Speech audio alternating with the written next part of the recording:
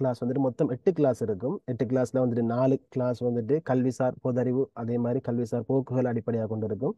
அதே மாதிரி ஏனைய 4 கிளாஸ்களும் நுண்ணறிவு அல்லது உள்ளச்சார்பு வினாக்களை கொண்டு இருக்கும். சரிதானே? அப்ப இந்த கல்விசார் பொது அறிவுல வந்துட்டு நான் ஒரு மாடல் பேப்பர் போட்டிருந்தேன், உங்களுக்கு கிடைச்சிருக்கும். சரிதானே? அப்ப இதுல நீங்க உங்களோட ஆன்சரை பண்ணிருப்பீங்க. எனவே தான் நான் இப்ப இதுக்குரிய விடைகளை செல்லுவேன். அதை வச்சு நீங்க உங்களோட அந்த கல்விசார் பொது அறிவுல உங்களோட நாலேஜ் எந்த அளவுக்கு இருக்குன்னு நீங்க செக் பண்ணி கொள்ளுங்க. செல்ல வேண்டிய அவசியம் ஒன்றும் இல்லை நினைக்கிட்டேன். அடுத்த விஷயம் வந்துட்டு இந்த கல்விசார் பொது அறிவுல வந்துட்டு உங்களுக்கு 3 வகையா நடக்கும். அதுல முதலாவது வந்துட்டு இந்த மாடல் பேப்பர். இன்னைக்கு நாம் என்ன செய்வோம், இந்த மாடல் பேப்பர்ல வர கேள்விகளுக்கான விடைகளையும் அதோட சேர்த்து இந்த விடைகள் சம்பந்தப்பட்ட ஏனைய மேலதிக தகவல் இருக்குது அதையும் பார்ப்போம். அதோடு சேர்த்து நாங்கள் என்ன செய்ய போறோம்னா, இங்கு வார விடைகளுக்கான சில விளக்கங்கள் அட பின்னணிகள் எல்லாம் இருக்குது. இதை நாங்கள் வந்து 2ஆம் கட்டமாக வந்துட்டு நான் உங்களுக்கு பவர் பாயிண்ட் ப்ரெசென்டேஷன்ல செய்வேன். எனவே அந்த டைம்ல கட்டாயம் நீங்க எல்லாரும் ஒரு நோட்ஸ் காப்பி வச்சுக்கொள்ளணும். அந்த இதில் நான் பிடிஎஃப் தர மாட்டேன். சரிதானே? அப்போ அதில் நீங்க முக்கியமான விஷயங்களை இதில் இந்த சுருக்கம் எடுத்துக்கொள்ளுங்க. அதுக்கு பிறகு நான் என்ன செய்வேன் சொன்னா, கடைசியாக 3ஆவது கிளாஸ் முடிஞ்ச பிறகு வந்துட்டு இந்த 4ஆவது கிளாஸ் முடிஞ்ச பிறகு வந்துட்டு உங்களுக்கு நான் இதில் ஃபுல் அதாவது முக்கியமான தகவலை உள்ளடக்கின வகையில் ஒரு பிடிஎஃப் ஃபைல் ஒன்று கிட்டத்தட்ட ஒரு 10 15 பேஜ் வர மாதிரி அதில் கடைசியாக தருவேன். சரிதானே? அப்ப அதுல உங்களுக்கு முக்கியமான தகவல்கள் அதுல உங்களுக்கு பார்த்துக்கொள்ள இயலுமாக இருக்கும். இதுதான் இந்த கிளாஸ் சம்பந்தப்பட்ட சுருக்கம். இந்த 4 கிளாஸ் முடிஞ்சது பிறகு, அதாவது கல்விசார் பொது அறிவோட 4 கிளாஸ் முடிஞ்சது பிறகு தான் வந்துட்டு நுண்ணறிவு சம்பந்தப்பட்ட கிளாஸ் வகுப்புகள் ஆரம்பமாகும். சரியா? அப்ப எனவே 4 கிளாஸ் சம்டைம் தேவைப்பட்டா மேலதிகமா 1 2 கிளாஸ் எடுப்போம். அது பிரச்சனை ஒன்றும் இல்லை. சரிதானே? ஓகே. இப்ப நம்ம வந்துட்டு இந்த ஓகே இடைக்கிட்ட யாரையோ 1 2 பேரை மைக் ஒன்றாவது அப்ப எனக்கு கொஞ்சம் டிஸ்டர்பா இருக்கும். கொஞ்சம் செக் பண்ணிக்கொள்ளுங்க. சரியா? ஓகே. இதுல சொல்லுங்க பாப்போம், எத்தனை பேர் இந்த பேப்பர் செஞ்சு பாத்தீங்க? எல்லாரும் செஞ்சு பாத்தீங்களா? நீங்க இந்த வாய்ஸ் ஆன் பண்ண வேண்டிய அவசியம் இல்லை. நீங்க டெக்ஸ்ட்ல போட்டா போதும், செட்ல போட்டா எஸ் போட்டா போதும். அவ்வளவுதான்.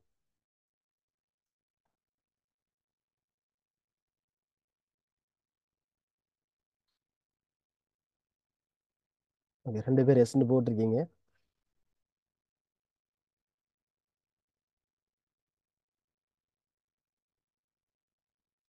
சரி, ஓகே. அப்ப நம்ம வந்துட்டு இதுல ஒவ்வொரு கேள்வியா பார்த்துட்டு போவோம். இதுல வந்துட்டு நான் பெருசா விளங்கப்படுத்த மாட்டேன். அதாவது இந்த முன்னுக்கு வர சில வினாக்கள் வந்துட்டு வெறும் எண்ணிக்கை சார்ந்ததான புள்ளி வர தரவுகள், இதெல்லாம் பாடமாக்க வேண்டிய விஷயங்கள். கீழுக்கு ஒரு சில விஷயங்கள் வரும், மேலதிக தகவலுக்கு வந்து நான் விளங்கப்படுத்துவேன். எனவேதான் முதலாவது கேள்வியை பாருங்க. 2022 புள்ளி வர தரவுகளின்படி இலங்கையில் உள்ள மொத்த அரச பாடசாலை எண்ணிக்கை. இப்போ சம்டைம்ஸ் சில பேர் யோசிக்கலாம் வந்துட்டு 2024ஆம் ஆண்டுல நம்ம இருக்கமே, 2022ஆம் ஆண்டு தரவை கேட்டுன்னு சொல்லி போட்டு. சரிதானே? அப்ப நல்லா ஞாபகம் வச்சுக்கொள்ளுங்க. 2024ஆம் ஆண்டாக இருந்தாலும் கூட இலங்கையில புள்ளிவிவர திணைக்களத்தின் அடிப்படையில் கடைசியாக வெளியிடப்பட்ட ரிப்போர்ட் 2022 தான். சரிதானே? 2023க்கு ரிப்போர்ட் இன்னும் வரல. எனவே தான் உங்களுக்கு வார கேள்வி ஒன்று 2022 அல்லது 2021 புள்ளிவிவர தரவுகள் அடிப்படையாக கொண்டுதான் விண்ணப்பப்படும். சரி, அப்ப சனத்தொகை மற்ற விஷயங்கள்லாம் 2024 வந்திருக்கு. அது அந்த என்ன அடிக்கடி அப்டேட் ஆகிற விஷயங்கள் தானே, அதுகள் வேற விஷயம். மற்றபடிக்கு இந்த மாதிரியான இலங்கையில் நிறுவனம் சார்ந்த கட்டமைப்பு சார்ந்த விடயங்கள் வந்துட்டு ஒரு வருடம் 1.5 வருடம் பிந்தி தான் அவங்க என்ன செய்வாங்க, அப்டேட் பண்ணுவாங்க. எனவே நல்லா ஞாபகம் வச்சுக்கணும். கடைசியாக வந்த ரிப்போர்ட் வந்துட்டு 2022 புள்ளி விவர தரவுகள். இதுக்குரிய ஆவணம் எல்லாத்தையும் நான் உங்களுக்கு காட்டுவேன் கடைசியா. சரியா? நாங்கள் என்னென்ன ஆவணங்கள்ல இருந்து உங்களுக்கு எடுத்துக்கொள்ளலாம்னு சொல்லி போட்டு. யாரு மைக் யாரு? கௌரி சங்கர். உங்களோட கொஞ்சம் மைக்கை மீட் பண்ணிக்கொள்ளுங்களேன். ஓகே. அப்ப முதலாவது கேள்வி பாருங்க. 2022 புள்ளிவிவர தரவுகளின்படி இலங்கையில் உள்ள மொத்த அரச பாடசாலைகளின் எண்ணிக்கை. இது சரியான விட வந்துட்டு 10,126. இதுல எத்தனை தேசிய பாடசாலை, எத்தனை மாகாண பாடசாலைன்றதான் உங்களுக்கு ஒரு தருவோம். சரிதானே? அப்ப இதை இப்ப நீங்க என்ன செய்யுங்கன்னா, நீங்க நீங்க டிக் பண்ண ஆன்சரும் இதுவும் சரியான்னு சொல்லி போட்டு சரி ரெண்டு போட்டுட்டு போவோம். கடைசியா பாருங்க எத்தனை வருதுன்னு சொல்லி உங்களுக்கு. சரியா? ஓகே. அடுத்தது பாருங்க. 2022 புள்ளிவிவர தரவுகளின்படி இலங்கையில் உள்ள மொத்த ஆசிரியர்களின் எண்ணிக்கை. இதுக்கு சரியான விட வந்துட்டு 2,36,738 என்பது. சரிதானே? எல்லாம் ஞாபகம் வச்சுக்கணும். இங்க இருக்கிறது மொத்த ஆசிரியர்கள் எண்ணிக்கை. அடுத்தது பாருங்க. 2023, அதாவது இறுதியாக வெளியிடப்பட்ட பெறுபேறு அடிப்படையாக கொண்டது. 2023-24 காப்போத்த உயர்தர பரீட்சைக்கு தோற்றி பல்கலைக்கழக அனுமதிக்கு தகுதி பெற்ற பரீட்சார்த்திகளின் மொத்த எண்ணிக்கை. அதாவது வந்துட்டு காப்போத்த உயர்தரத்தின் அடிப்படையில பல்கலைக்கழகத்துக்கான தகுதி பெறுவது என்பது ஒருவர் அவர் பிரதானமான 3 பாடங்கள்லையும் சித்தி பெற்று அதோட சேர்த்து அந்த பொது சாதாரண பரீட்சை கொமஞ்சரி டெஸ்ட் சொல்லுவாங்க, அந்த பரீட்சையில 30 புள்ளிகள். இப்போதைக்கு அது சம்டைம் புள்ளிகள்ல மாற்றம் வரும். பெரும்பாலும் 30 புள்ளிகள். எனவேதான் அந்த தகமை உடைய எத்தனை பேர் தான் இந்த கேள்வி கேட்டிருக்குது. எனவேதான்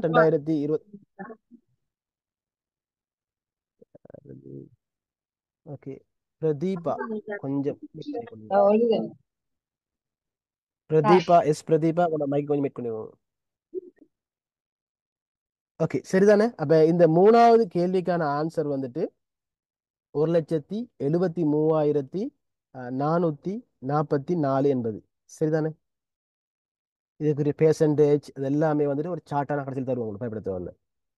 அடுத்தது பாருங்க, இலங்கையில் இலவச சீருடை விநியோகம் ஆரம்பிக்கப்பட்டான். அப்ப நல்லா பார்த்துக்கொள்ளுங்க, உங்களோட இந்த கல்விசார் பொதறிவுல வரக்கூடிய ஒரு விடயம் சென்சஸ், அதாவது அண்மை கால புள்ளி விவர தரவுகள் ஒரு பகுதியாக வரும். சரிதானே?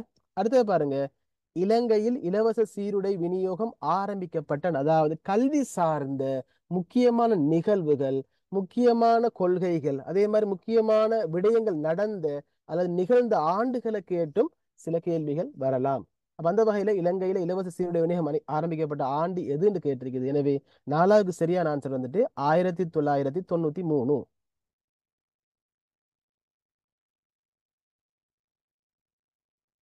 சரிதானே? ஓகே, இதுல அந்த விளங்கப்படுத்த வேண்டிய விஷயம் இல்லாதெல்லாம் போயிட்டு இருக்கு. சரியா? விளங்கப்படுத்த வேண்டிய விஷயங்கள் வரப்போகள் நான் சொல்லுவேன், நோட் பண்ணிக்கொள்ளுங்க நீங்க. அடுத்தது, இலங்கையில் இலவச கல்வி திட்டம் அமுலுக்கு வந்த ஆண்டு சொல்லுங்க பாப்போம். யாரும் சிலையில் முதல்ல நான் ஒரு சிலதுக்கு நான் உங்கள்கிட்ட கேள்வி கேட்டுக்கிறேன். சரியா? இது டிஸ்கஸ் மாதிரி தானே போகணும். இடைக்கிட கேள்வி கேட்பேன், அதை நீங்க சொல்லிக் கொள்ளுங்க. சொல்லுங்க. அப்படி கேட்டு எந்த விட சரியா வரும் அஞ்சாவதுக்கு? இந்த நான்காவது விடை மைக். சார். 1945 சார். 1945. ஓகே, வேற விட இருக்குதா? இதுக்கு மாற்றமான விட, 45 மாற்றமான விட. ஓகே, 1945 என்பதுதான் சரியான விட, நாலாவது விட. ஓகே, அடுத்து ஆறாவது, இலங்கையில் தேசிய பாடசாலைகள் உருவாக்கப்பட்ட ஆண்டு. இதுக்கு யாரு செல்மா? முதலாவது விடை 1987. Okay, very good. 1987 முதலாவது விட தான் மிகச்சரியான விட. சரிதானே? ஓகே, அடுத்தது ஏழாவது கேள்வி, இலங்கையில் பாடசாலை கலைத்திட்டத்தை வடிவமைக்கும் அமைப்பு. இதுக்கு யாரு செல்லலும்? தேசிய கல்வி நிர்வாகம். நிர்வாகம். வேற?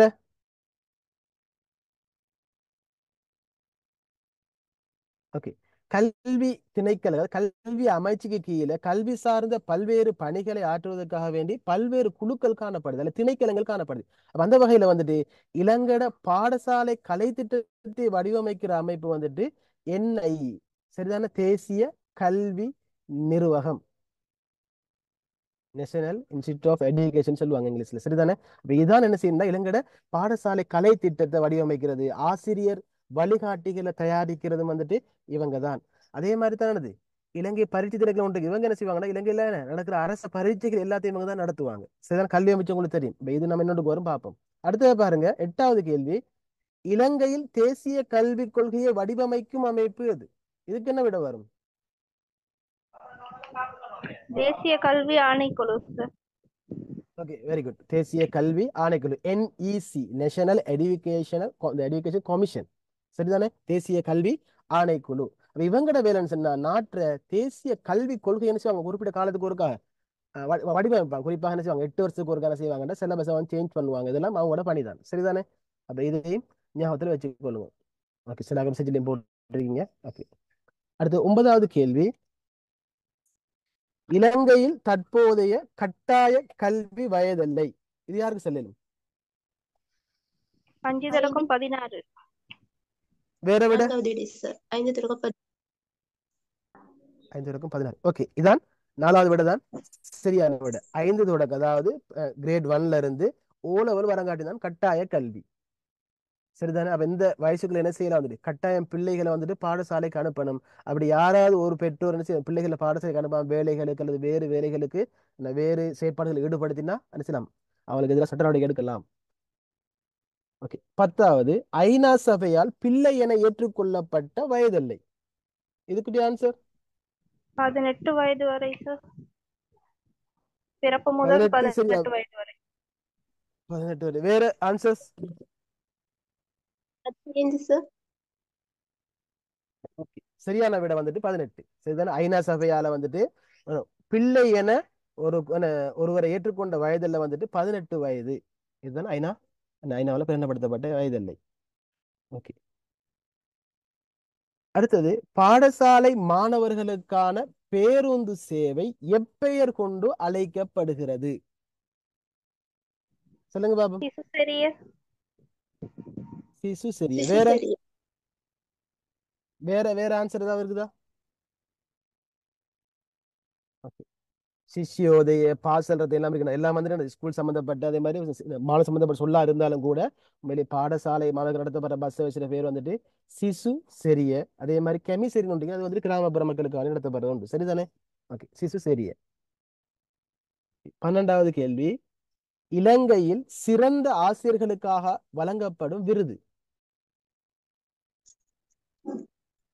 குரு பிரதீப். குரு பிரதீப குரு பிரபா. குரு இரண்டாவது பிரதீபா டிஸ். ஓகே. இது முழு பேர் வந்துட்டு குரு பிரதீபா பிரபா. ஆனா சுருக்கமா குரு பிரதீபான்னு தான் அதை அழைப்பாங்க. எனவே தான் 2வது விட தான் சரியான விட. அதனால நீங்க இந்த இதுல விடையை மார்க் பண்றது முக்கியம் இல்ல. இப்ப நீங்க பார்த்துக்கணும் என்னென்ன வகையான வினாக்கள் வருதுன்னு சொல்லி போட்டு கல்வி சம்பந்தப்பட்ட நிறுவனங்களை கேட்டு வருது.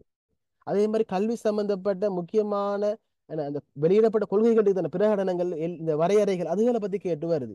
அதே மாதிரி கல்வி சம்பந்தப்பட்ட மற்ற பொதுவான தகவல்களை கேட்டு வருது. அதே மாதிரி கல்வி சம்பந்தப்பட்ட அரசாங்கத்தில் எடுக்கப்படுகிற சேவை சம்பந்தப்பட்ட விஷயங்கள் வருது. அப்ப இதுல தான் நீங்க முக்கியமா கவனம். அதாவது அது என்னென்ன கேட்டகரியில இருந்து கேள்வி வரணும் நீங்க என்ன செய்யணும், இதுல இருந்து அடையாளம் கண்டுகொள்ளணும். ஓகே. அடுத்தது 13வது, கல்வி அமைச்சினது உத்தியோகபூர்வ வாசஸ்தலம் அமைந்துள்ள இடம் எங்க இருக்குது? கல்வி அமைச்சிட வாசஸ்தலம் இசுருப்பாய் சார். இசுருப்பாய. ஓகே. பத்திரமுள்ள இசுருப்பாய. ஓகே. அதான் சரியான விட. முதலாவது விட.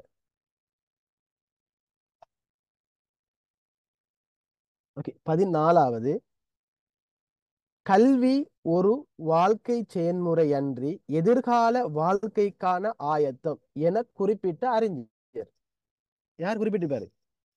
John Dewey. John Dewey. வேற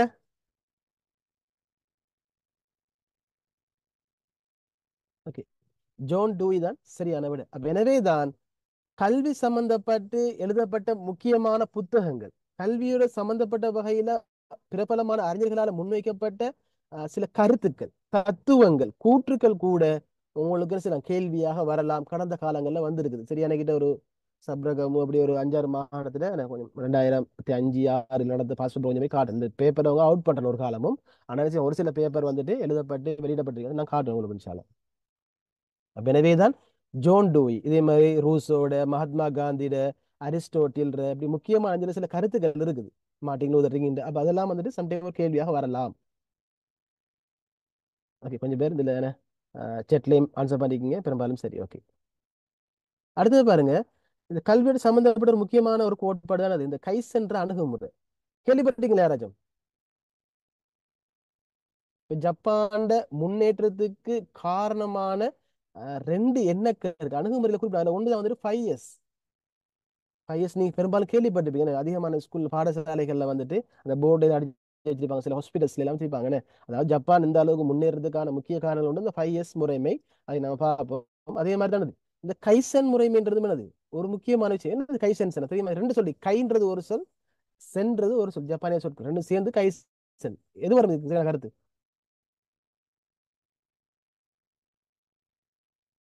தொடர் மேம்பாடு. ஓகே. வேற தொடர் மேம்பாடுன்றது தான் சரியான என்னது சரியான விட. அதாவது கைன்றது வந்துட்டு தொடர்ச்சியான, ஜென்றது வந்துட்டு டெவலப் மேம்பாடுன்னு சொல்லலாம் நாங்க. எனவே தொடர் மேம்பாடு இது கல்வியோடு சம்பந்தப்பட்ட ஒரு சொல்லாடல் உண்டு. எனவே தான் இதுவும் கடந்த காலம் கேள்விக்கு வந்திருக்கு.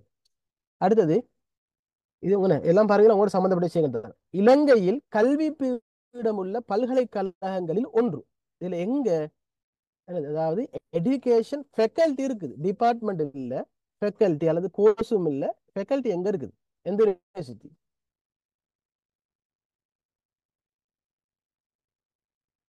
கொழும்பு. ஒரு ஆள் சரியா போட்டு அசனா சரியா போட்டீங்க. ஓகே. கொழும்பு. ஓகே. வேற எங்க இருக்குது? எஜுகேஷன் ஃபேக்கல்டி ஒன்று கொழும்புல இருக்குது. இப்போ சம்டைம் நீங்க என்ன செய்யலாம், நீங்க ஒரு பி ஒரு கலை பட்டதாரியாக இருந்தா நீங்க என்ன செய்யலாம், ஒரு பிஇடிக்கும் நீங்க என்ன செய்யலாம் ட்ரைவ். அல்லது நீங்க காலேஜ்ல இருந்து வெளியாகினால அப்ப நீங்க ஒரு என்னது ஒரு ஒரு டிப்ளமா ஹோல்டரை தவிர நீங்க ஒரு டிகிரி ஹோல்டர் இல்லை. எனவே தான் நீங்க என்ன செய்யணும், சில பதவி உயர்வுகளை விரைவாக பெற்றுக்கொள்றதுக்கு அல்லது ப்ரொஃபஷனல் ரீதியாக, அதாவது அந்த ஆசிரியர் தொழிலுக்கான கல்வி தகமையாக பெற்றுக்கொள்றது நீங்க என்ன செய்யலாம், பிஇடி செய்யலாம் அல்லது பிஜிடி செய்யலாம் அல்லது அதுக்கு பிறகு செஞ்சீங்கன்னா அதுக்கு பிறகு எம்இடி செய்யலாம். அப்ப அந்த வகையில வந்துட்டு அப்ப உங்களுக்கு பொருத்தமான இடம் அது ஒன்று கொழும்பு. இன்னொரு இடம் இருக்கு, சொல்லுங்க பாபு. அதாவது திறந்த கல்வி பல்கலைக்கழகம். ஓகே, இலங்கை திறந்த பல்கலைக்கழகம். இலங்கையில இந்த 2 இடத்துல மட்டும்தான் என்ன இருக்குது, ஃபெக்கல்டி இருக்குது. மற்ற இடங்கள் அதாவது ஈஸ்டர்ன்ல அதே மாதிரி வேறாவது எல்லாம் வந்துட்டு டிபார்ட்மெண்ட்ஸ் இருக்குது, பாடங்கள் இருக்குது. எனவே ஃபெக்கல்டி இருக்குது வந்து இந்த 2 யூனிவர்சிட்டியில் மட்டும்தான். அப்ப இதுவும் இப்ப கடந்த கால கேள்விக்கு வந்து இருக்குது. கல்வி பீடமுள்ள பல்கலைகள் ஒன்று கொழும்பு, அடுத்த இலங்கை திறந்த பல்கலைக்கழகம், ஓப்பன் யூனிவர்சிட்டி. ஓகே, 17க்கான விட முதலாவது சார் CWW கண்ணங்கரை. சுவரா. ஓ சார். ஓகே, இந்த கேள்வி கொஞ்சம் மாறி வச்சுக்கோமே. சுதந்திர இலங்கையின் முதலாவது கல்வி அமைச்சர் யாரு? நுகேவேல. நுகேவேல. நல்லா ஞாபகம் வச்சுக்கணும். நுகேவேல. ஓகே, இலங்கட முதலாவது கல்வி அமைச்சர் CWW கண்ணங்கர. அதே மாதிரி இலங்கட சுதந்திர இலங்கை, அதாவது சுதந்திரம் அடைந்த பிறகு இலங்கட முதலாவது கல்வி அமைச்சர் வந்துட்டு நுகேவேல. இதை நீங்க ஞாபகம் வச்சுக்கணும். இந்த கேள்வி என்ன செய்யும், கொஞ்சம் குழப்பற மாதிரி இருக்கும், ஆனா இதான் சின்ன விஷயம். அது தெரியும். மற்ற டிஎஸ்எல் இலங்கட முதலாவது பிரதமர் SW பண்டாரநாயக சில சுதந்திர கட்சியை தோற்றுவித்தவர். இலங்கட 2வது பிரதமர், 2வது 4வது பிரதமர். அந்த கட்சிப்படி பார்த்தா 2வது வருவார். சரிதானே? டட்லிஸ் நினைக்கிறோம். ஓகே, அடுத்து 18வது என்ன விட வரும்? இது நான் 2 3 நோபல் சொல்லி காட்டினேன், கெசட்டை வச்சு நான் காட்டினேன்.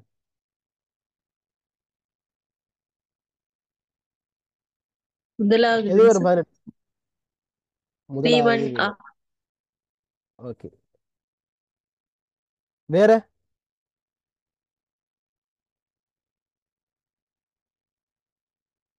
வேற ஆன்சர்ஸ் சொல்லுங்க. என்ன வெக்கப்பட சரியா பிள்ளை படிக்க தானே வந்திருக்கேன். ஓகே, முதலாவது விட சொன்னீங்க. என்ன வேற விட இருக்குதா? 3 1 ஆன்றது தான் சரியான விட. அதாவது வந்துட்டு இதுல என்ன விளக்கம் தெரியும், அது நம்ம இந்த அடுத்த டியூட்ல உங்களுக்கு வரும். இப்ப சுருக்கமா சொல்லிட்டு ஞாபகம் வச்சுக்கொள்ளுங்க.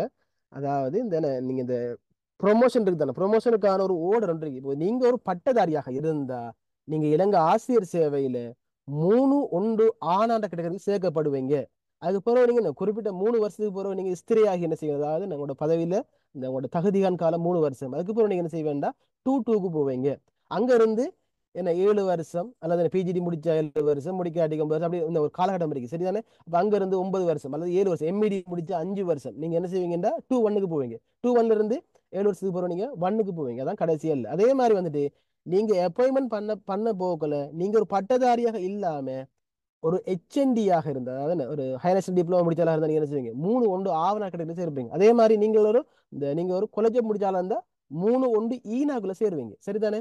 3 2 கேட்டகரி வந்துட்டு பொதுவாக என்னது, இந்த காப்போத்த உயர்தர தகுதி அடிப்படையாக கொண்டு அரசியல் உள்வாங்குகின்ற ஒரு கேட்டகரி. இந்த எப்பயுமே பெருசா இப்ப கொடுக்கல. உங்களை எடுக்காங்க என்ன, இந்த இந்த இந்த கேட்டகரிக்கு உள்ளானாக்கள் தான் உங்களை எடுக்காங்க. ஆனா இந்த கேட்டகரின்னு உங்களை எடுக்கிறாங்க. சரி, அந்த கேட்டகரி வெளிப்படையாக கெசட்ல எங்கேயுமே வெளிப்படுத்தல. உண்மையிலே இந்த காப்போத்த உயர்தரம் படிச்சவரால் உள்வாங்கப்படுகின்ற கேட்டகரி தான் வந்துட்டு 3 2. அதுல ஆனாவணாலாம் இல்ல, 3 2 தான் டிரெக்டா வரும். சரிதானே? அது நம்ம பிறகு பார்ப்போம். அப்ப எனவே 18வது விட வந்துட்டு உண்டு. 19வதுக்கு இது வரும் 4. அதிகமான பாடசாலைகளை கொண்ட மாகாணம் 4. வேற மேல் மாகாணம். ஓகே, சரியான விட வந்துட்டு மத்திய மாகாணம். இலங்கையிலே வந்துட்டு அதிகமான பாடசாலைகளை கொண்ட மாகாணம் மத்திய மாகாணம். ஆனா அதிகமான தேசிய பாடசாலை கொண்ட மாகாணம்னா மேல் மாகாணம் வருவது. சரிதானே? அதிகமான தேசிய பாடசாலைகளை கொண்ட மாகாணம் தான் மேல் மாகாணம். ஆனா அதிகமான பாடசாலைகளை கொண்ட மாகாணம் சொன்னது மத்திய மாகாணம் தான். சரியா? இதுக்குரிய ஃபுல் தகவல் நான் உங்களுக்கு தருவேன், பயப்பட தேவையில்ல. இலங்கையில் கூடின பாடசாலை கொண்ட மாகாண பாடசாலை கொண்ட மாகாணம் எது, இந்த மாகாணம் எது, மாவட்டம் எது, குறைஞ்ச மாவட்டம் எது, அதே மாதிரி கூடின இந்த பொதுவாக எல்லா மொத்த பாடசாலை கொண்ட மாவட்டம் எது, தகவல் நான் உங்களுக்கு தருவேன் கடைசியில். சரியா? பயப்பட தேவையில்ல. அடுத்து 20வது ஸ்கூல்லையும் வந்துட்டு நீங்க கேள்விப்பட்டீங்களா தெரியும், ஒவ்வொரு கேட்டகரி இருக்குது. அதுல என்னது டைப் 3 இருக்குது, டைப் 2 இருக்குது, டைப் 1C இருக்குது, டைப் 1AB இருக்குது. இப்படி அந்த ஸ்கூல்ல சில வகைப்பாடுகள் இருக்குது. இப்ப உங்களுக்கு தெரிஞ்சிருக்கும் சரி சொல்லுங்க. அப்ப இதுல வந்துட்டு 1 தொடக்கம் 6 அல்லது 6 தொடக்கம் சரி 1 தொடக்கம் 11 அல்லது 6 தொடக்கம் 11 இந்த வகுப்பறைகளை கொண்ட ஒரு பாடசாலை, இந்த வகுப்பறைகளை மாத்திரம், அதாவது ஏ லெவல் இல்லாத ஏ லெவல் எந்த துறையுமே இல்லாத ஓ லெவல் வரை மாத்திரமாக இருக்கின்ற பாடசாலைகள் எந்த வகையில வரும் இதுக்குள்ள? டைப் 2. டைப் 2 வேற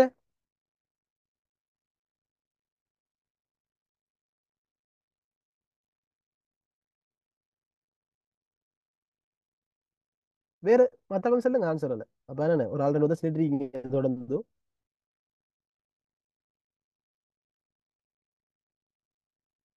சொல்ல வைக்க மாதிரி இருந்தா நீங்க பிரச்சனை என்ன, இந்த இதுல போடுங்க, நீங்க டெக்ஸ்ட்ல போடுங்க.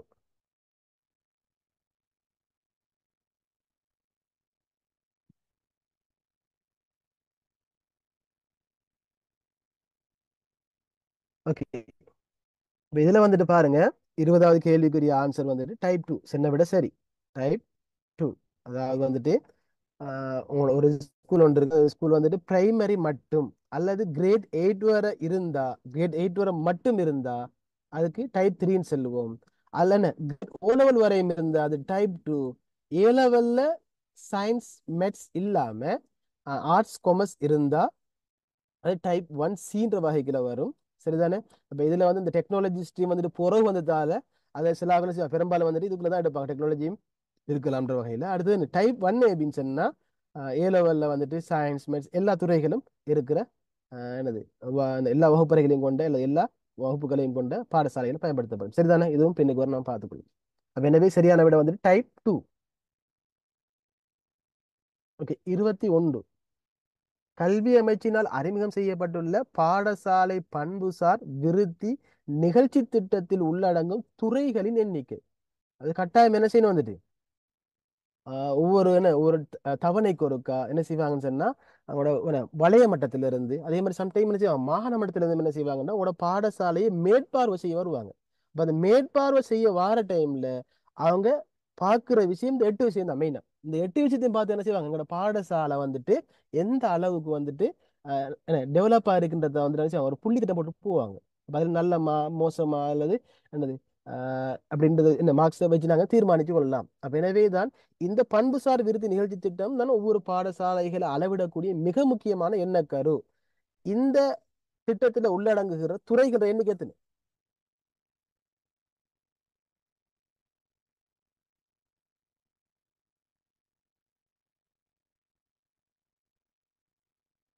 யாருக்கும் தெரியாவா? 8 சார். ஓகே ஓகே, தேமா ஆட்டன்னு சொல்லுவாங்க, கேள்விப்பட்டீங்களா? சரியா சரியா. இந்த என்ன நெட்லையும் போய் நீங்க சர்ச் பண்ணி பாருங்க, எனது பாடசாலை எந்த அளவுக்கு தரமானதுன்னு சொல்லி போட்டு ஒரு பர்பிள் கலர்ல வந்துட்டு ஒரு பிடிஎஃப் இருக்கு, மினிஸ்ட்ரியால் வெளியிட்டு. அப்ப அதுல இருக்கு அந்த 8 துறைகள். அதுல மாணவர் அடைவு, அதே மாதிரி வந்துட்டு இப்படியான பல்வேறு மாணவர் நலன்புரி அப்படியே அதே மாதிரி தலைமைத்துவம், முகாமைத்துவம், இப்படி 8 தலைப்பு இருக்குது. அது 8 தலைப்புகளுக்கு அதிகமான உபநியதிகள் வரும். அந்த நியதிகளை வச்சு மார்க்ஸ் போட்டுரு. சரிதானே? அப்ப எனவே தான் இந்த பிடிஎஃப் நான் காட்சிப்படுத்துவேன், அது தருவேன் உங்களுக்கு. சரியா? அப்ப இதை நீங்க பார்த்துக்கொள்ளுங்க, ஏன்னா இது முக்கியமான ஒரு விஷயம். இதை வச்சுதான் பாடசாலைகளையே அளவிடுறது. ஓகே, அடுத்தது 22 கல்வி முறைமையை அறிமுகப்படுத்திய நாடு. இதுல வந்துட்டு சில ஒரு மிஸ்டேக் ஒன்று ஆயிட்டு, நீங்க இதுல எழுதி கொள்ளுங்க வந்துட்டு ஸ்டெம் கேபிட்டல்ல STEM ஸ்டெம் கல்வி முறை. நம்ம நாட்டுல ஸ்டீம் இருக்கு, ஒரு ஏன்னு கூடும், நம்மளுக்கு தேவையில்ல. ஐரோப்பிய நாடுகளில் ஸ்டெம் இருக்குது, STEM கேபிட்டல்ல. சொல்லுங்க பாப்போம், இதுக்கு என்ன விட வரும்? இன்னைக்கு உலகத்துல கல்வி முறையிலே பேசப்படுகின்ற மிக பிரபலமான ஒரு கல்வி முறை இந்த ஸ்டெம் கல்வி முறை. எந்த அளவுக்கு அமெரிக்காவோட மொத்த வருமானத்துல 63 விதமான வருமானம் வந்துட்டு இந்த ஸ்டெம் கல்வி முறையை அவங்க பயன்படுத்தினதால தான் அவங்களுக்கு கிடைக்குது. அதாவது ஜப்பானுக்கு எப்படி 5 years அதே மாதிரிதான் அமெரிக்காவோட மிக முக்கிய முன்னேற்றத்துக்கான காரணம் வந்து இந்த ஸ்டெம் எஜுகேஷன். இன்னைக்கு உலகத்துல வந்து என்னது கிட்டத்தட்ட 92க்கும் மேற்பட்ட நாடுகள் நடைமுறைக்கு நம்ம நாட்டுல இலங்கையில 2023 6 மாசம் 4 மாசம் நினைக்கிறேன். சரி, இந்த மாசம் 4 மாசம் ஏப்ரல் மாசம் வந்துட்டு சுசில் பஞ்சாந்தியால என்ன சரி அறிமுகப்படுத்தப்பட்டுச்சு ஒபிசியலாக. கேள்விப்பட்டீங்களா யாராச்சும் ஸ்டெம் எஜுகேஷன்? ஒரு மிக்ஸ் மெத்தட்ல படிப்பிக்கிற மெத்தட் உண்டு. அதை பத்தின விஷயமும் இங்க குறிப்புகள் இதுல இருக்குது. அடுத்த அந்த பிரசன்டேஷன்ல இருக்குது. ஆன்சர் பண்ணுங்க அப்ப யாரு சரி. டைம் தரேன் உங்களுக்கு, நீங்க இதுல டெக்ஸ்ட்ல போடுங்க பிரச்சனை.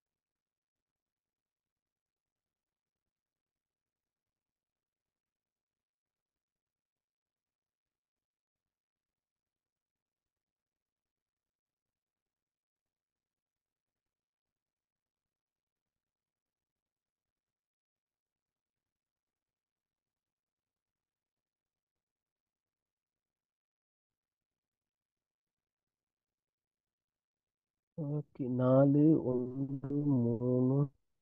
ஓகே, இதுல தளம்பல் ஒன்று இல்லை.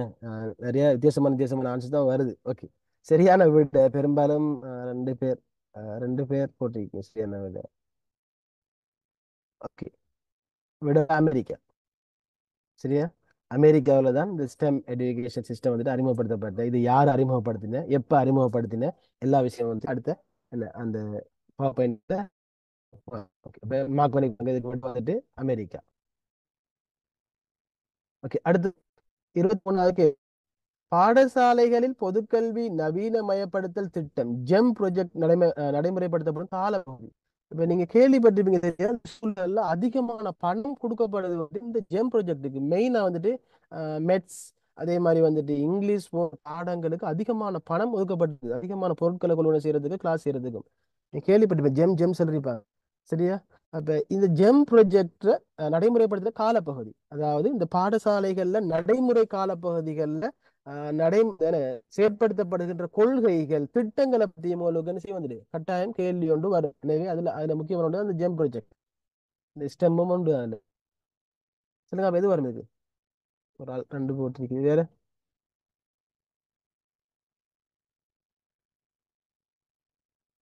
ஓகே, 23க்கு ஆன்சர் வந்துட்டு 2018 இருந்து 24 சரிதானே, இந்த வருஷத்தோட அது அந்த ப்ராஜெக்ட் முடியுது. எனவே 23க்கும் 2வது விட. ஓகே, 24வது 13 வருட உத்தரவாதப்படுத்தப்பட்ட கல்வி திட்டத்தின் கீழ் கற்க வேண்டிய பொதுவான பாடங்கள் எண்ணிக்கை. இது யாருக்கும் தெரியுமா உங்களுக்கு? 13 வருட உத்தரவாதப்படுத்தப்பட்ட கல்வி திட்டம், 13 இயர்ஸ் சொல்லுவாங்க அதை. யாரா கேள்விப்பட்டீங்களா இந்த முறையை பத்தி? 2007ஆம் ஆண்டு இலங்கையில் அறிமுகப்படுத்தப்பட்ட, ஆனால் அது மிச்சம் உண்மையிலே பிள்ளைகளுக்கும் எதிர்கால சந்ததிக்கும் மிகவும் பிரயோசனமான ஒரு கல்வி முறைமை. ஆனா அதுக்கு போதிய அரசாங்கம் திட்டத்தை அறிமுகப்படுத்தினாலும் கூட அதுக்கு என்ன போதுமான வளங்களுக்கான பயிற்சி, வளங்கள்ற அந்த திறமை சம்பந்தப்பட்ட பல வழிகாட்டல்கள் வழங்காதால் இன்றைக்கு வந்துட்டு இது அதிகமான பாடசாலைகள்ல பேருக்கு இருக்குது, நடைமுறைப்படுத்தப்படாம. அதாவது வந்துட்டு எக்ஸாம் ஏ லெவல் படிக்கிறேன்னா சில பேசிக் குவாலிஃபிகேஷன் இருக்குது கட்டாயம். என்ன சரி, மெட்ஸ் இந்த கணிதம் தமிழ் பாஸ் ஆகி இருக்கணும்.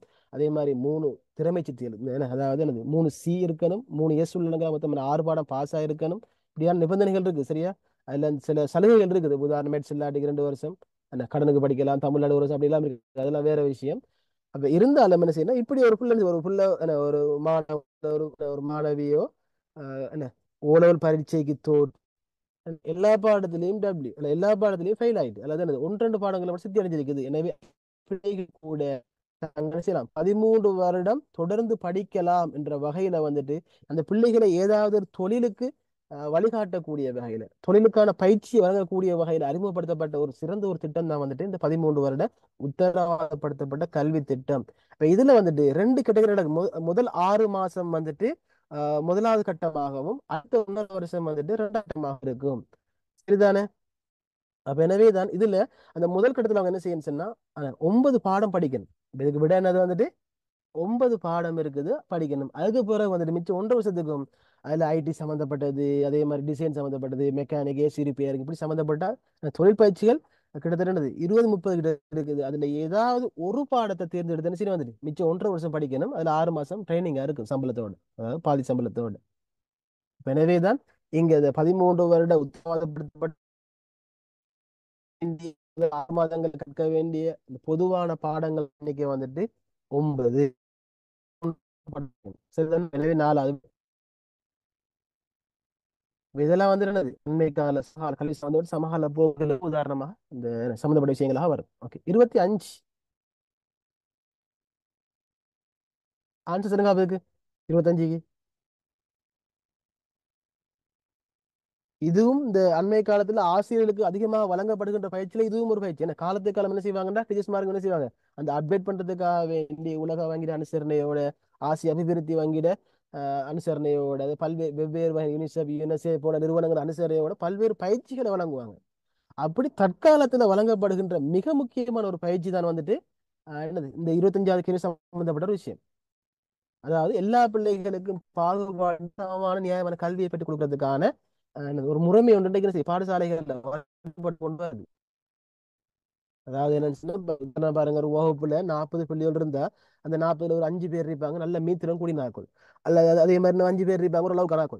அடுத்து என்ன, ஒரு 10 பேர் இருப்பாங்க கொஞ்சம் நார்மல் லெவல், ஒரு அளவோட கொஞ்சம் குறைய, அது போல கொஞ்சம் லோவான கூட இருப்பாங்க, மிச்சம் லோவான இப்படி இருக்கு. ஒரு வகுப்புல வந்துட்டு பல்வேறு வகையான பல்வேறு என்ன மட்டத்திலான மாணவர்கள் இருப்பாங்க. அப்ப எனவே என்ன செய்யணும், ஒரு ஆசிரியர் என்ன செய்யணும் சொன்னா, இந்த இதுல எந்த பிள்ளைக்கும் பாதிப்பாரு. உதாரணமா வந்துட்டு நல்லா படிக்கிற பிள்ளைய பேஸ் பண்ணி படிப்பிச்சா மோசமா படிக்கிற பிள்ளை வந்துட்டு பாதிக்கப்படும். மோ- மோசமா படிக்கிற பிள்ளைய வந்துட்டு பேஸ் பண்ணி நம்ம பேசிக்ல இருந்து போனா நல்லா படிக்கிற பிள்ளைக்கு அது போரிங் ஆயிரும். அப்ப இதுல யாருக்கும் பாதிப்பு. எனவே எல்லாரையும் பேலன்ஸ் பண்ணி படிப்பிக்கிற மாதிரியான ஒரு சிஸ்டம் ஒன்று அவங்க என்ன செய்யறாங்க வந்துட்டு வலியுறுத்திட்டு வராங்க. அந்த சிஸ்டத்தை தான் கேள்வி வருது. சொல்லுங்க, அதுக்கு பேர் என்னது? ஆன்சர் வர வீதம் குறைஞ்சிட்டு. ஓகே, ஒரு ஆள் ஒன்று போட்டிருக்காங்க. ஒன்றுன்றது பிள்ளை, நான் சின்ன விஷயத்தை வச்சு கெஸ் பண்ணி சொல்றீங்க. சமச்சீர் கல்வின்றது பிள்ளை. இதுக்கு சொல்றது வந்துட்டு இன்க்ளூசிவ் எஜுகேஷன், அதாவது உட்படுத்தல் கல்வி. அதாவது எல்லா மாணவர்களையும் என்ன செய்யறது, கற்றலுக்கு உட்படுத்துறது இன்க்ளூசிவ் எஜுகேஷன் சொல்லுவாங்க. அதுக்கு சரிதானே? ஞாபகம் வச்சு கொடுங்க. இதை பத்தி நம்ம பார்ப்போம். சரியா? இந்த இதுல வார விஷயங்கள் பெரும்பாலான விஷயங்கள் விளக்கம். ஓகே, அடுத்தது 26வது கல்வி சம்பந்தப்பட்டு பல்வேறு அறிஞர்களாலையும் இந்த பல்வேறு கோட்பாடுகள், பல்வேறு உளவியல் கோட்பாடுகள், என்ன அதே மாதிரி பல்வேறு தர்க்க ரீதியான கோட்பாடுகள், கற்பனை சார்ந்த கோட்பாடுகள் எல்லாம் முன்வைக்கப்பட்டிருக்கு. அப்படி முன்வைக்கப்பட்ட தத்துவார்த்த கருத்துக்கள் அடிப்படையாக கொண்டு முன்வைக்கப்பட்ட ஒரு முக்கியமான கோட்பாடு தான் வந்துட்டு 3H கோட்பாடு. அது விளக்காம சொல்ல போனானது ஹெட், ஹார்ட், ஹேண்ட் சொல்லுவாங்க. அதோட விளக்கம் இந்த கோட்பாட்டை முன் வச்சால், அல்லது இந்த இந்த கொள்கையை முன் வச்ச அறிஞர் யாரு, அல்ல சிந்தனையாளர் யாரு? ஓகே, ஒரு ஆள் ஆன்சர் சரியா போட்டிருக்குது. யாரு? கீதாஞ்சலி போட்டிருக்கா. ஓகே, சரியான விட வந்துட்டு மகாத்மா காந்தி. நெய்தலி என்ற ஒரு கல்வி முறை ஒன்று அவர் சரிதானே? அந்த நெய்தலின் அடிப்படையாக கொண்டு அவர் இந்த கோட்பாடு வச்சுக்காரு. ஒரு பிள்ளைக்கு என்ன செய்யணும், படிக்கிற விஷயங்கள் இந்த 3 விஷயங்கள் அடிப்படையாக கொண்டு படிக்க நல்லா படிக்கப்படணும் சொல்ற விஷயம். சரி, எதுவும் பின்னுக்கு வருமே. ஓகே, அப்ப எனவே இதுக்கு 3 மகாத்மா காந்தி விட தான் சரியான விட. ஓகே, அடுத்து ஆசிரியர் சேவைக்கு ஒருவரை உள்ளிருப்பு செய்வதற்கான உயர்ந்தபட்ச வயதில்லை. சொல்லுங்க பாப்போம். இது சொல்லுங்க பாப்போம் நீங்க. 35. 35ன்னு. ஓகே, உண்மையிலேயே வந்துட்டு 35. ஆனா என்ன செய்வாங்கடா, சம்டைம் சில மாகாணங்கள் என்ன செய்வாங்க, சில சந்தர்ப்பங்களை சில விடைகளை கருத்துல கொண்டு 40 அப்படின்னு என்ன செய்வாங்க, கோட் பண்ணுவாங்க. நீங்க பார்த்துருப்பீங்க சரியா? இந்த அன்றைக்கு வட மேல் மாகாணம், இந்த குர்நாகல், புத்தளம், அங்க வந்துட்டு ஏஜ் லிமிட் வந்து 40 மென்ஷன் பண்ணிருக்காங்க. ஆனா வந்துட்டு பொதுவாக வந்துட்டு ஒரு அரசு துறையில ஒரு வேலை வாய்ப்பு பெற்றுக் கொள்வதற்கான பொதுவான வயதுல வந்துட்டு 35. மேக்சிமம் வயசுல வந்துட்டு 35. அப்ப 40 வர்றது விதி விலக்குகளை, அது வேற விஷயம். ஓகே, 28வது காப்போத்த சாதாரண தரத்தில் கற்க வேண்டிய கட்டாய பாடங்களின் எண்ணிக்கை. அப்ப காப்போத்த சாதாரண பரீட்சையில வந்துட்டு கட்டாய பாடங்களும் இருக்குது, பகட் சப்ஜெக்டும் இருக்குது. அப்ப அதுல கட்டாயமாக படிக்க வேண்டிய பாடம் எத்தனை சொல்லுங்க பாப்பா. லேசா இருக்கும் பெரும்பாலும். 6 சார். ஓகே, 6ன்னு மொத்தம் மொத்தம் 9 பாடம். அதுல 6 பாடம் கட்டாய பாடம். அதுல வந்துட்டு மெட்ஸ் வரும், சயின்ஸ் வரும், ரிலிஜன் வரும், அதே மாதிரி தாய்மொழி வரும், அதே மாதிரி வந்துட்டு வரலாறு, பாடம் தான் கட்டாய பாடங்கள். சரிதானே? தொகுதி 1, தொகுதி 2, தொகுதி 3, 3 தொகுதி இருக்குது. அதுக்குள்ள என்ன செய்யலாம், நாங்கள் விரும்பின ஒரு பாடத்தை யூஸ் பண்ணி எடுத்துக்கொள்ளலாம். அதை நம்ம பிறகு பார்ப்போம். ஓகே, அடுத்து 29வது. காப்போத்த உயர்தரம் கற்பதற்கு காப்போத்த சாதாரண தர பரீட்சையில் பெற்றிருக்க வேண்டிய குறைந்தபட்ச திறமை சித்திகளின் எண்ணிக்கை. நல்லா ஞாபகம் வச்சுக்கணும். சித்தின்னு வந்தா பொதுவா எஸ் தான் குறிக்கும். அல்ல சாதாரண சித்தின்னு வந்தா எஸ் தான் குறிக்கும். திறமை சித்தின்னு வந்தா அது சி. விசேட சித்தின்னு சொன்னா அது என்னது பி. அதி விசேடன்னு சொன்னா அது ஏ. தமிழ்ல ஞாபகம் வச்சுக்கணும். எனவே பொதுவானது இந்த விசேட கேட்கறதுல திறமை சித்தி கேட்பாங்க. பொதுவாக இவனை பல்கலைக்கழக அனுமதிக்கும் தான் காப்போத்த சாதாரணத்துல சில பாடங்கள்ல திறமை சித்தி கேட்பாங்க. காப்போத்த படிக்கிறதுக்கு வந்து என்ன செய்யணும், குறைஞ்சது இது திறமை சித்தி இருக்கணும். என்ன வரும்? 3 சார். 3 சார். 3. ஓகே, 3 சரி. என்ன குறைஞ்சது 3C 3S உள்ளடங்களாக 6 பாடம் சித்தி அடையணும். இந்த 6 பாடத்துக்குள்ள தாய்மொழியும் கணிதமும் கட்டாயம் உள்ளடங்கி இருக்கணும். இதுதான் அதுக்குரிய பேசிக் குவாலிஃபிகேஷன். எனவே முதலாவது விட. ஓகே, கேள்வி.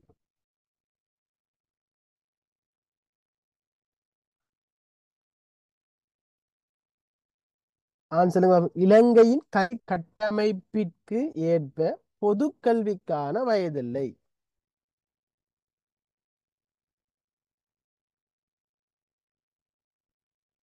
எத்தனை வரும்?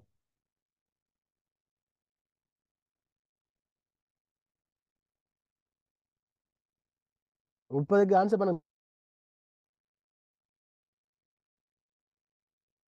நம்ம ஏற்கனவே பார்த்தோம் 9 கல்வி வயதில்லைன்னு ஒன்று இருக்குது. அது 5 தொடக்கம் 16ன்னு பார்த்தோம். இப்ப இங்க கேட்கிற கேள்வி வந்துட்டு பொதுக்கல்வி. பொதுக்கல்விக்கான இப்ப கட்டாய கல்வின்றது வேற, பொதுக்கல்வின்றது வேற. சொல்லுங்க பாபு. 4 தொடக்கம் 16. 5 4 தொடக்கம் தொடக்கம் 18. 16. ஓகே, 4 தொடக்கம் 16, 5 தொடக்கம் 18. ஓகே, சொல்லுங்க மத்தாக்கள். ஓகே, அப்ப இதே நம்ம பின்னுக்கு வரும். இலங்கையோட கல்வி கட்டமைப்பு நாங்க என்ன செய்யணும், பிரதானமாக வந்து நாங்க என்ன செய்யணும், 3 வகையா பிரிக்கலாம். சரியா? நீங்க நோட் பண்ண தேவையில்லை, நான் நோட் சொல்லுவேன் உங்களுக்கு. அதுல முதலாவது வந்துட்டு முன்பள்ளி கல்வி, அதாவது பாடசாலைக்கு வாரத்துக்கு முதல் போறது, ப்ரீ ஸ்கூல் சொல்லுவோம் நம்ம. என்ன அதாவது 3 வயசுல 4 வயசுல நாங்க நர்சரி முண்டசரி போறது சொல்லுவோம். அடுத்து வந்துட்டு பொது கல்வி. பொது கல்வி என்பது கிரேட் 1ல இருந்து 7 வரங்காட்டிலும், அதாவது 5 தொடக்கம் 18 வரை. அதுக்கு பிறகு 3வது கேட்டகரி வந்துட்டு தொழில் என்ன தொழிற்கல்வி அல்லது உயர்கல்வி, டெர்ஷரி எஜுகேஷன், ஹையர் எஜுகேஷன். சரியா? அப்ப எனவேதான் இந்த கல்வி கடைபிடித்தான். எனவே பொதுக்கல்விக்கான வயதில்லை என்பது 5 தொடக்கம் 18 வயது, அதாவது கிரேட் 1ல இருந்து 7 வரங்காட்டி தான் பொதுக்கல்வி. கட்டாய கல்வி என்பது 5ல இருந்து 16 ஓலல் வரங்காட்டி. சரிதானே? தேசமலைகள் பொதுக்கல்வின்றது வேற, கட்டாய கல்வின்றது வேற. எனவே 5 தொடக்கம் 4வது விட வரும்.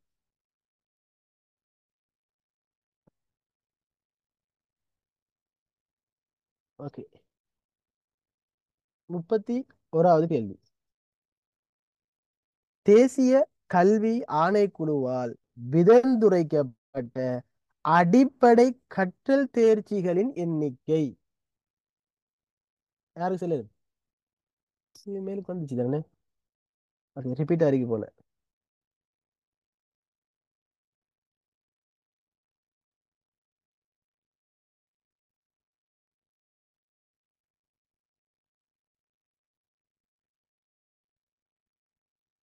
ஓகே, இது வந்துட்டு இந்த பண்புசார் விருது திட்டம். என்ன? ஓகே, இது வேற கேள்வி.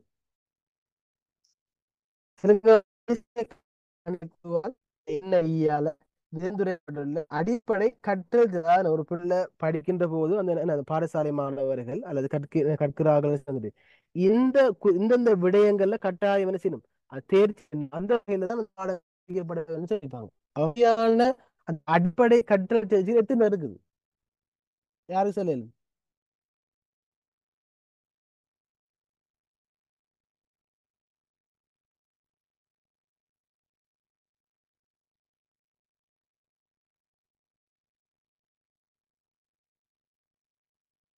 ஒரு ஆள் 5, அடுத்த ஆள் 7, 2 பேர் 7 போட்டிருக்காங்க. ம். செவியோட வந்துட்டு 7. அடிப்படை கற்றல் திறன்கள் வந்து 7 இருக்குது. எசென்சியல் லேர்னிங் காம்பிடன்சி, சரியா? அடிப்படை கட்டமைப்பியல் 7 இருக்குது. அதான் சரியான விடை. 7 என்னன்ற விஷயத்தை வந்துட்டு நம்ம அடுத்தது பார்ப்போம். நம்ம இது எல்லாம் விளக்கமெல்லாம் பயன்படுத்த வேண்டும். அடுத்து 32வது. இப்ப இலட கல்வி வந்துட்டு பல்வேறு சேவைகள் இருக்குது. அந்த ஒவ்வொரு சேவைக்கும் ஒவ்வொரு பெயர் இருக்குது. அந்த ஒவ்வொரு சேவைக்கும் உரிய ஆங்கில பெயர்கள் சுருக்க குறியீடா பயன்படுத்துவாங்க. அப்ப உதாரணமா வந்துட்டு என்ன principal service Sri Lanka principal service என்ன SLPS வரும். அதே மாதிரி தான் என்ன பின்வருவனவற்றில் இலங்கை ஆசிரியர் கல்வியாளர் சேவையை குறிக்கும் ஆங்கிலத்துக்கு, அதாவது வந்துட்டு டீச்சர் ட்ரைனிங் காலேஜில் கற்பிக்கின்ற பணிகளை ஈடுபடுறாக்கும். இவங்க விரிவுரையாளர்களுக்கு அடுத்த கட்டத்திலையும் ஆசிரியர்களுக்கு மேல்தட்டத்திலையும் இருப்பாங்க. இவங்களை குறிக்கிற அந்த ஆங்கில சுருக்க சொல்லுது எது? முதலாவது விடை SLTS. ஓகே, SLS இருக்குது. ஓகே, வேற மூன்றாவது விட சார். மூணாவது விட. ஓகே, மூணாவது விட யாரு சொன்ன? மூணாவது விட யாரு சொன்னீங்க? ரிஸ்னா. முதல்ல சொன்னால் யாரு? விஜயகலா சார். ஓகே, வேற ஆன்சர்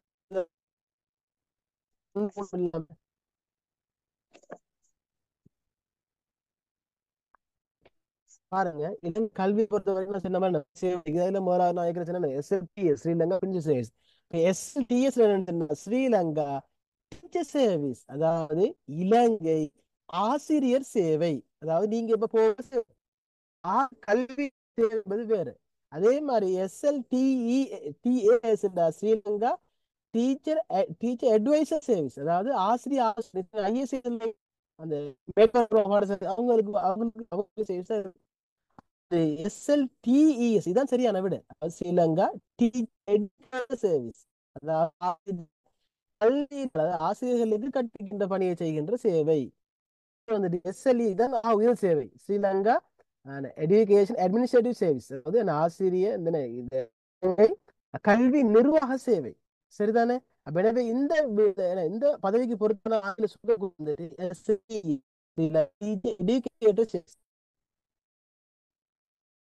இது நம்மளுக்கு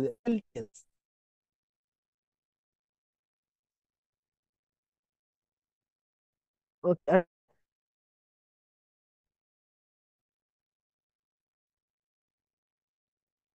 ஆன்சர் பண்ணுங்க மேம்.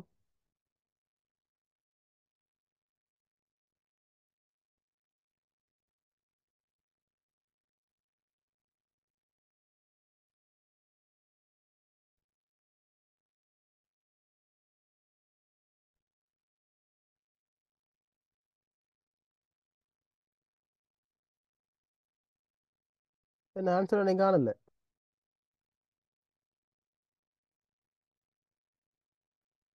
இலங்கை ஆசிரியர் சேவையில் உள்ளவர்கள் தடை தாண்டல் என்ன எவல்யூஷன் பார் எக்ஸாம் இருக்கு, இபின்னு சொல்லுவாங்க. தடை பூர்த்தி செய்யப்பட வேண்டிய மொத்த மொடியூல்களை எண்ணிக்கை. அதாவது ஆசிரியர்ல 2 போவாது, 2 இந்த ஒவ்வொரு கட்டத்தும் இபி மொடியூல்களை பாஸ் ஆகணும். அப்ப அந்த மொடியூல்கள் எண்ணிக்கையை கேட்டிருக்குது. 3 பேர் ஆன்சர் பண்ணிக்க பாப்போம். 2, 14, 20. ஓகே, வேற விட 14, 20 வந்திருக்குது. ஓகே, 14, 20 ஆன்சர் பண்ணிக்க வருமா?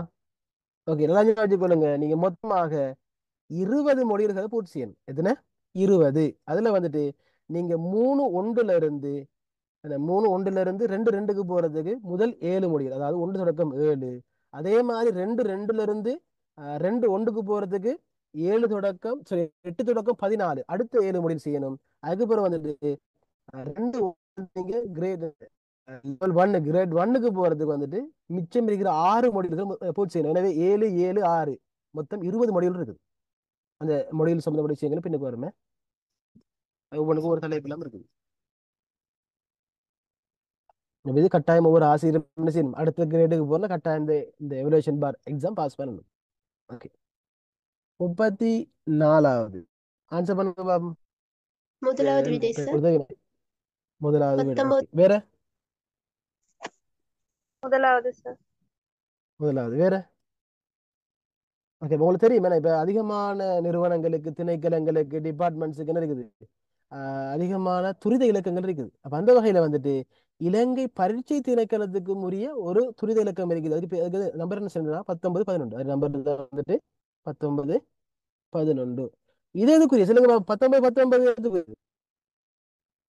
அரச தகவல் பாதுகாப்பு திணைக்களம்.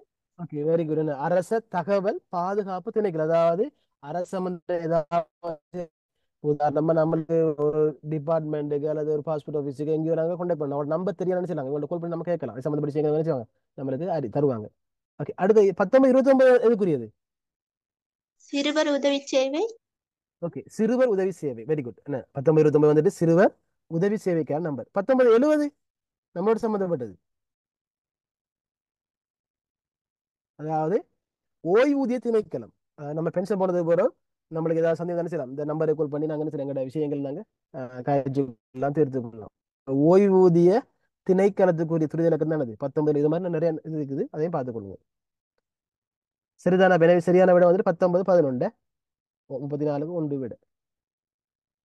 ஓகே, அடுத்தது ஆசிரியர். இந்த அதாவது அரசு சேவையில உள்ள அதிகாரிகள், அரசு சேவையாளர்கள் இப்படித்தான் இருக்கணும், இப்படித்தான் செயற்படணும், இப்படி இந்த பல்வேறு விடய தொடர்பு. அவர் சம்பளம் இப்படித்தான் கிடைக்கும், அவர் பதவி இப்படித்தான் நியமிக்கப்படணும், பதவி இப்படித்தான் இருக்கணும், பல்வேறு வகையான சேக்குலர் இருக்கு.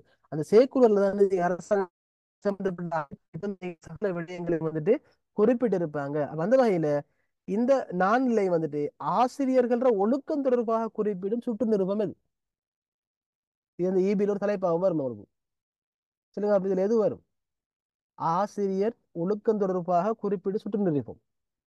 இப்ப கட்டாயம் ஒவ்வொரு ஆசிரியர் தெரிஞ்சிருக்கணும் வந்துட்டு, நான் பாடசாலைக்கு எப்படி போகணும், மாணவர்கள் எப்படி நடந்து கொள்ளணும், பாடசாலை போற டைமிங் என்ன, தன் ஆடை ஒழுக்கம் எப்படி இருக்கணும், இந்த விஷயம் எல்லாமே அதுல இருக்குது. நிதி சம்பந்தப்பட்ட விஷயங்கள் சம்பந்தப்பட்ட விஷயம் இருக்குது அதுல. Okay, ஒரு ஆள் ஆன்சர் பண்ணிக்குது. இல்ல, அது பழைய ஆன்சர். சொல்லுங்க பாபு, இதுல எது வரும்? 2வது சார். 2012. ஓகே, 2012 37 சரியான விட. சரிதானே? அப்ப இது எதுக்குரியது? 2005 17 என்னதுக்குரியது?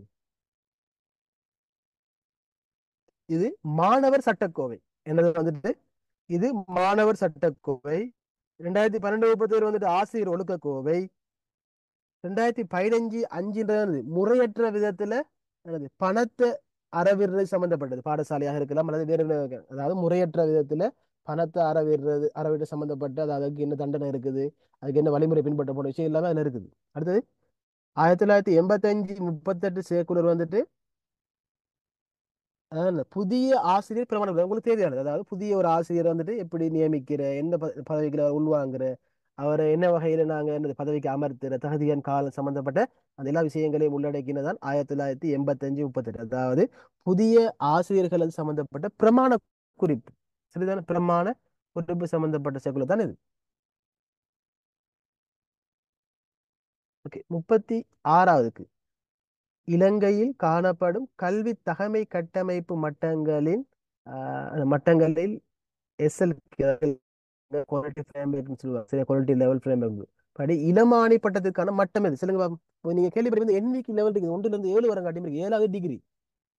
அந்த மாதிரி தான் இலங்கையில வந்துட்டு அந்த எங்களோட பதவிகளுக்கான சில தகுதியை, எங்களோட பதவி தகுதியை வச்சு ஒரு மட்டம் இருக்குது. அப்ப இதுல வந்துட்டு நீங்க ஒரு இளமானி, அதாவது நீங்க பிஏ ஜெனரல் டிகிரி ஹோல்டர் அப்படின்னு சொன்னா நீங்க இதுல எந்த மட்டத்துல வருவீங்க?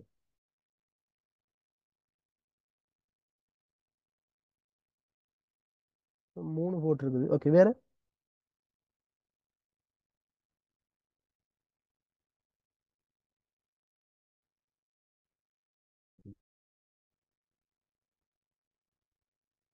ஓகே, நான் உங்களுக்கு அந்த இதுல கார்டு வந்துட்டு, இதுல வந்து இந்த கேள்விக்கு சரியான விட வந்துட்டு SLQ1 5 Sri Lanka quality level framework வந்துட்டு 5.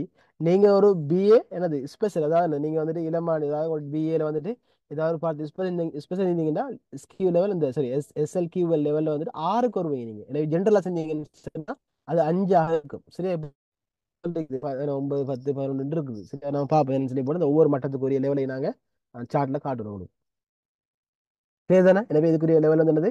எஸ்எல் கியூஎல் 5ன்றது தான் சரியான விடை. ஓகே, 37வது. மூன்றாவது விடை சார். 37க்கு 3 அக்டோபர் 6. ஓகே, வேற விட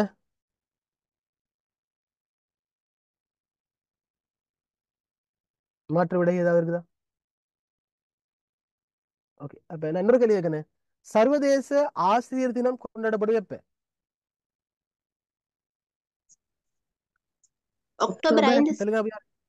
October okay, 5. October. Okay, very good. 5. என்ன அதாவது சர்வதேச ரீதியில வந்துட்டு ஆசிரியர் தினம் வந்துட்டு அக்டோபர் 5ஆம் தேதி கொண்டாடப்படும். ஆனா இலங்கையில வந்துட்டு என்ன செய்யுது? அது ஒரு நாள் பிந்தி அக்டோபர் 6ஆம் தேதி வந்துட்டு அது கொண்டாடப்படுது. ஏப்ரல் 23 என்ன டேட் தெரியுமா இருக்காச்சும்? என்ன ஸ்பெஷல் இல்ல? சர்வதேச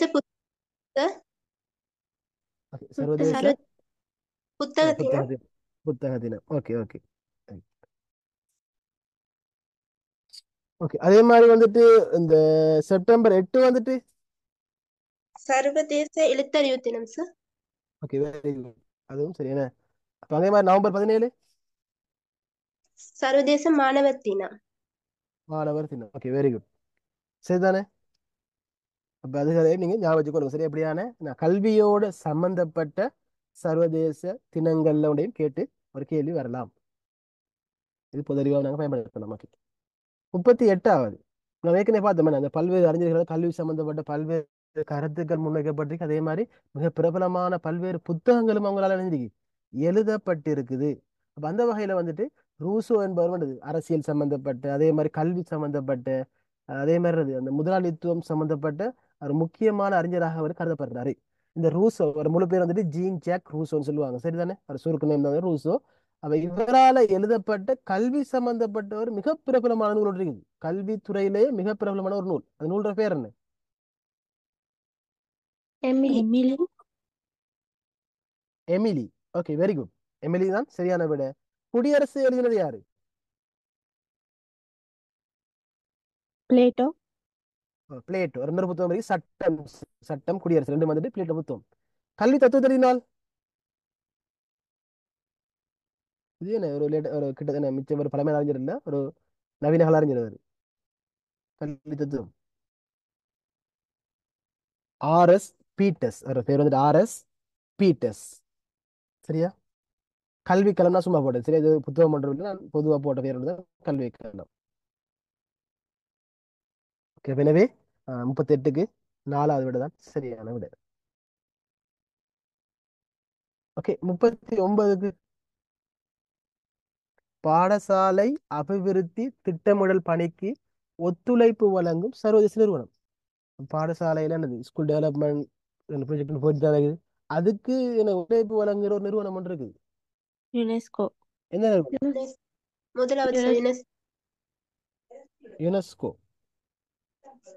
ஓகே, யுனெஸ்கோன்றது வந்துட்டு சரியான விட. அதே மாதிரி உங்களுக்கு நீங்க கேள்விப்பட்டீங்களா? எஸ்பிஎன் ஸ்கூல்ல வந்துட்டு ஸ்கூல் பேஸ் அசஸ்மெண்ட் சொல்லி போட்டு பாடசாலை மட்ட கணிப்பீடு அதுக்கும் ஒரு நிறுவனம் என்ன செய்து வந்துட்டு தொடர்ந்து உதவி செஞ்சு அந்த நிறுவனம் எது தெரியுமா உங்களுக்கு? உலக வங்கி. உலக வங்கி, வேர்ல்ட் பேங்க். வேர்ல்ட் பேங்க் தான் பாடசாலையில் நடக்கிற இந்த எஸ்பிஐ திட்டத்துக்கு வந்துட்டு உதவி வழங்குற நிறுவனம். சரிதானே? அதையும் அது வச்சுக்கோங்க. அடுத்த 40வது கேள்வி.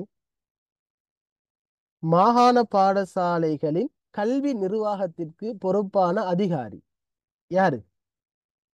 மாகாண கல்வி செயலாளர். மாகாண கல்வி செயலாளர். வேற?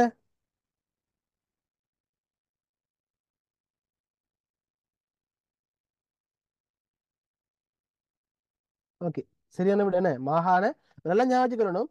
மாகாண பாடசாலைகளின் கல்வி நிர்வாகத்திற்கு பொறுப்பானவர் பொதுவான ஒரு கேள்வி வந்தா அது மாகாண கல்வி அமைச்சர் சொல்லும். சரியா வரும். மாகாண கல்வி அமைச்சரும் வரும். எனவே அதிகாரம் கேட்கப்படுறது யார்? யாரு?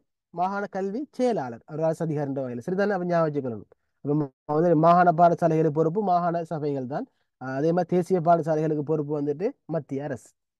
சரிதானே? ஓகே. இப்போ உங்களை யாரை விருப்பம் நீங்க என்ன செய்யுங்க, உங்க இந்த 40ஐயும் வச்சு இந்த 40க்கு உங்களுக்கு எத்தனை வந்தீங்கன்னு மார்க்ஸ் நீங்க போடலாம் செக் பாக்ஸ்ல. நீங்க ஆன்சர் பண்ணி தான் இருப்பீங்க. இப்போ நீங்க எழுதின ஆன்சருக்கும் இப்போ நான் சொன்னதை வச்சு ஆன்சர் வச்சு பார்க்க போகக்குள்ள உங்களுக்கு எத்தனை 40க்கு எத்தனை வருது?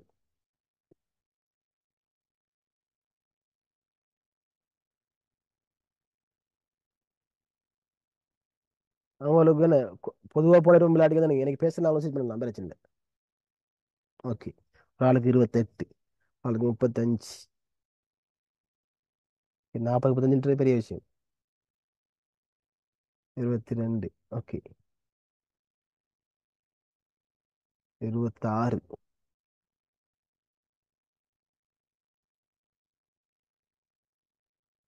20. ஓகே. 25.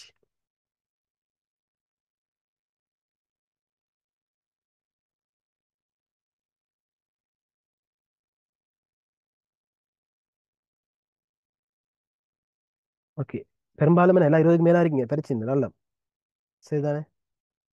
இப்போ பொதுவாக வந்துட்டு என்னது சராசரி அந்த நம்ம மத்திய மாகாண மார்க்ஸ் எடுத்து பார்க்க போக்கலே வந்துட்டு 200க்கு வந்துட்டு ஹையஸ்ட் மார்க்ஸ் நினைக்கணும், ஒரு மேக்ஸிமம் வந்து டாப் லெவல் எடுத்தாக்க 160 அப்படி தான் வந்திருக்குது 200க்கு டாப் லெவல் மார்க்ஸ்.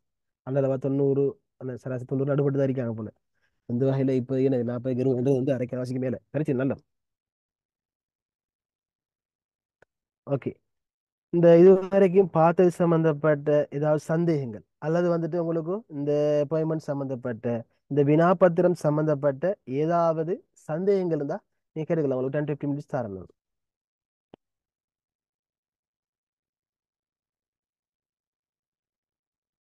இந்த கிளாஸ் சம்பந்தப்பட்ட அல்லது ஏதாவது பிரச்சனை இல்லை.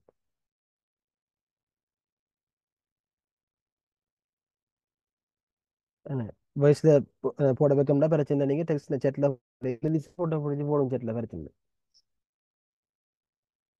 ஓகே. அப்ப அதுக்கு முதல் செக் பண்ணுங்க பார்ப்போம். இந்த இப்ப நம்ம இன்னைக்கு பார்த்த பேப்பர் எந்த அளவுக்கு பிரயோசனமா இருந்துச்சா, இந்த மெத்தட் நம்ம நல்லா இருந்துச்சா, அடுத்து இதுல ஏதாவது மாற்றங்கள் நம்ம செய்யணுமா, அப்படி கூட கருத்தை கட்டாயம் கொஞ்சம் போடுவோம். அதுக்கேற்ற மாதிரி நம்ம சேஞ்ச் பண்ணிக்குவோம், ஏதாவது சேஞ்ச் பண்ண இருந்தா. இல்லாட்டி இந்த மெத்தட் நல்ல நல்ல போடுங்க, இதே மாதிரி தொடர்ந்து போவோம் நம்ம.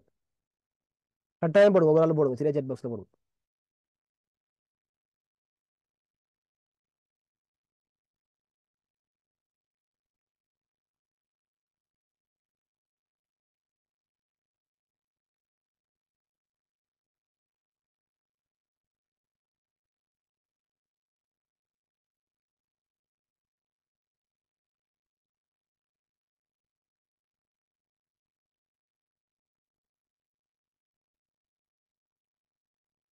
யூஸ்ஃபுல்லா இருந்துச்சா அதையும் செய்து போட்டு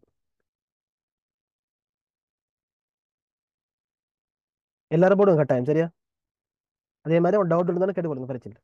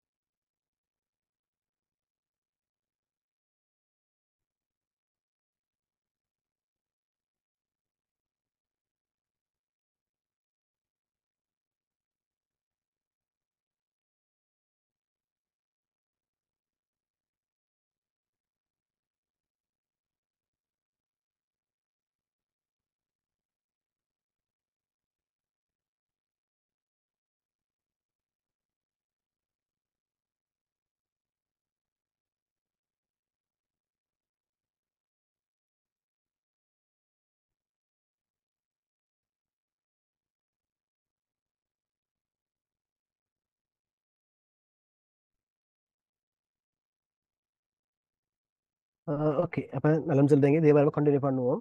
ஓகே, இதுல உங்களுக்கு வேற ஏதாவது சந்தேகம் இருந்தா கேளுங்க, பயப்படுறது இல்ல.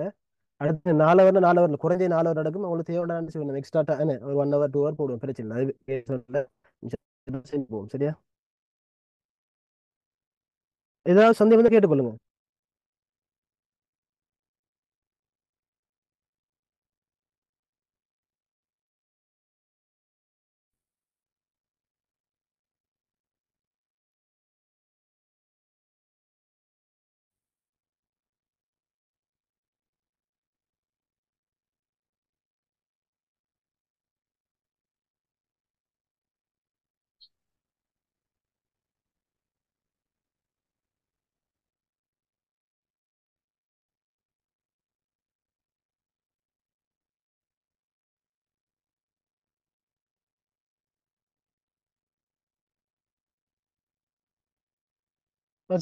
ஏதும் இல்லாட்டிக்கு நான் முடிச்சு கொள்வோம், சரியா? உங்களுக்கு இந்த சம்டைம் நீங்க படிக்கிற டைம்ல ஏதாவது சந்தேகங்கள் வந்தா அல்லது ஏதாவது உங்களுக்கு கன்ஃபியூஸ் இருந்தா அல்லது சம்டைம் சில தரவுகள் உண்டுல மாறி மாறி உதாரணமா பாருங்க.